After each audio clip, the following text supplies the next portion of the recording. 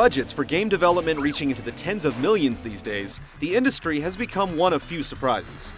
Most publishers can't afford to not build the hype machine when they've invested so much cash. Way back in 1997, things were different. Diddy Kong Racing was released for the Nintendo 64 without ever being previously announced, and sales were still great. Now it's almost 10 years later, and ownership of the game's developer, Rare, has changed hands. But that hasn't stopped them from porting the classic kart racer to the Nintendo DS. With some new features and some content removed as well, has the past decade been kind to Diddy and crew?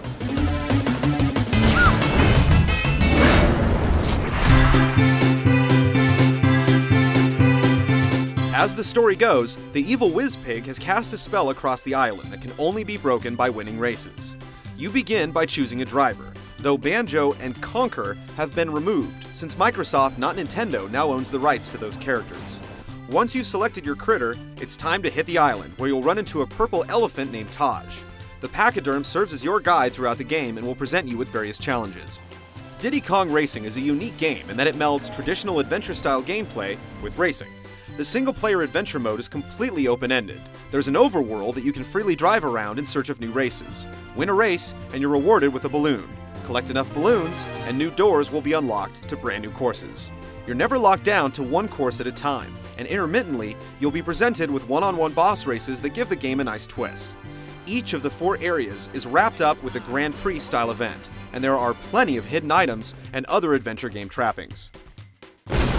The adventure mode remains fairly unchanged from the original, with a few exceptions. The challenging coin races from the N64 game have been moved into their own mode this time around.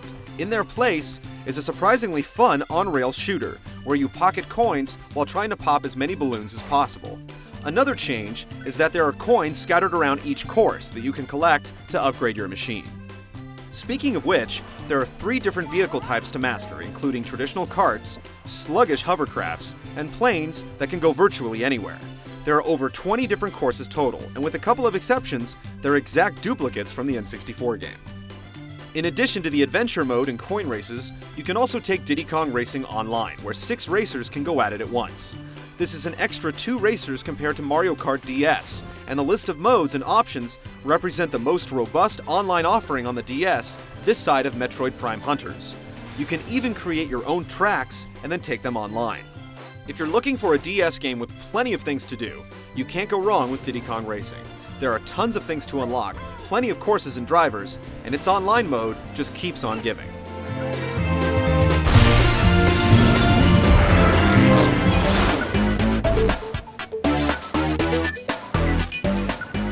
Each race has 8 different competitors and multiple paths to take. Generally, there's one way that's faster than all the others, and finding this line is often the key to victory. The computer AI doesn't put up much of a fight, and you'll rarely have to try a course more than a couple of times to come in first and move on. Like most kart racers, Diddy Kong features weapons, but how they're handled is rather unique. There are missiles, speed boosts, magnets that attract you to vehicles in front of you, shields, and items that you can drop like bombs.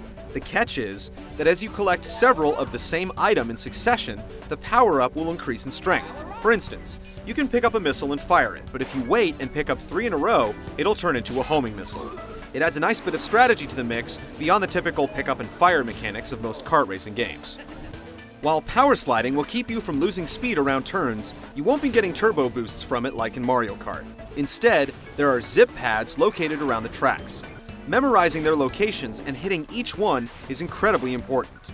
And there's even a hidden mechanic where you can let off the gas and then get back on it as soon as you hit the zip to get even more boost. For the hovercraft and plane, you can hop or turn sharply respectively. Getting a handle on the karts is no problem, and the same goes for the planes. After a few laps, you'll be driving or flying with pinpoint accuracy. The hovercraft is a whole other story. Keeping it on the track can present a huge issue, and ultimately, it ends up being more frustrating than fun. One new mechanic occurs at the starting line. To get a boost right out of the gate, you can spin a wheel with a stylus for the karts, blow into the microphone for the hovercrafts, and rotate the stylus for the planes. None of these work very well though, because they create an awkward transition as you go from the touchscreen to the D-pad and buttons.